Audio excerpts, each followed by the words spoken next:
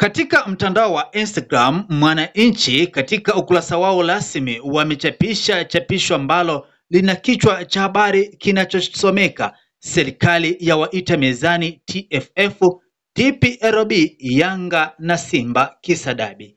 Katika chapisho hilo katika ukurasa rasmi wa Mwananchi wameambatiza picha za viongozi mbalimbali ambao watahusika katika mkutano huo, huku wakiwa wameweka caption ambayo inasomeka hivi: Waziri wa Habari, Utamaduni, Sanaa na Michezo, Profesa Palamagamba Kabudi amepanga kukutana na viongozi wa shirikisho la soka la nchini TFF, bodi ya ligi kuu ya Tanzania TPLB na klabu ya Yanga ili kutatua mgogoro unaoendelea kuhusu kusogezwa mbele kwa mchezo wao wa ligi kuu bara dhidi ya Simba Sports Club. Wameendelea kuandika hivi: Kwa mujibu wa taarifa iliyotolewa Jumatatu Machi 24, 2025, kikao hicho kitafanyika jijini Dar es Salaam Alhamisi na maofisa kutoka Yanga, Simba, TFF na bodi ya ligi kuu wamejulishwa na watahudhuria. Hapa ninanukuu ambavyo alisema: Ni kweli tunakutana na Waziri Kabudi kuhusu masuala mbalimbali ikiwemo kusogezwa mbele kwa mchezo wetu dhidi ya Simba. Tumepokea barua na tutahudhuria, alisema afisa mmoja wa Yanga aliyeomba kutotajwa kwa jina. Afisa mmoja kutoka bodi ya ligi kuu pia amethibitisha kupokea kutoka serikalini kuhusu kikao hicho. Hapa ninanukuu jinsi ambavyo Mwananchi wameandika: Tumefahamishwa kuhusu kikao hicho na tutahudhuria. Ajenda kuu ni mjadala unaoendelea kuhusu kusogezwa mbele kwa mchezo wa Yanga dhidi ya Simba, alisema ofisa huyo. Sasa hiyo ni taarifa ambayo imetolewa na Mwananchi kupitia ukurasa wao rasmi wa Instagram. Taarifa ambayo imechapishwa ikiwa na kichwa cha habari kinachosema serikali ya waita mezani TFF, TPLB, Yanga na Simba kisa dabi. Sasa itakumbukwa kwamba dabi ya Kariakoo iliahirishwa tarehe 8 Machi 2025 kwa kile ambacho kilidaiwa kwamba Simba Sports Club walizuiwa kufanya mazoezi yao ya mwisho katika uwanja wa mwenyeji.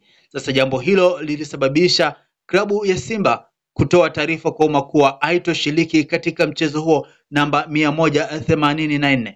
Jambo hilo liliwafanya Yanga kutokukubaliana kabisa, hivyo walipeleka timu yao uwanjani licha ya kwamba tayari taarifa kutoka bodi ya ligi ilikuwa imekwisha kutoka kuwa mchezo huo hautachezwa na hivyo utapangwa tarehe nyingine ambapo mbungi hiyo itapigwa. Lakini Yanga wakaamua kuchukua timu na kwenda mpaka uwanjani licha ya kwamba hakukuwa na taratibu zingine ambazo zilifuata, ikiwa na maana marefari hawakufika wala hakuna chochote ambacho kilifanyika zaidi ya klabu ya Yanga yenyewe kufanya mazoezi ya warm up, lakini pia baada ya kusubiri kwa muda kidogo na wao wakaamua kutoka uwanjani pasina kiongozi yoyote kutokea katika mechi hiyo. Sasa baada ya kutoka uwanjani, klabu ya Yanga ilitoa taarifa kuwa imesikitishwa na kitendo hicho cha timu ya Simba kutoingia uwanjani, lakini pia wamekuwa wakitoa taarifa mbalimbali ikiwemo kutoshiriki katika mchezo huo wa dabi ya Kariakoo namba 184, jambo ambalo limeibua mjadala mkubwa. Lakini pia viongozi wa TFF na viongozi wa TPLB, bodi ya ligi, wamekuwa wakizungumza kwa nyakati tofauti wakidai kwamba mchezo namba 184 wa dabi ya Kariakoo uko pale pale, lakini pia wakisisitiza kuwa swala hilo litaamuliwa kibusara kwa sababu kuna masuala mengine hayawezi kuamliwa kwa kanuni kama ambavyo wengi wao walitaka, na hivyo busara itatumika zaidi kuliko kanuni.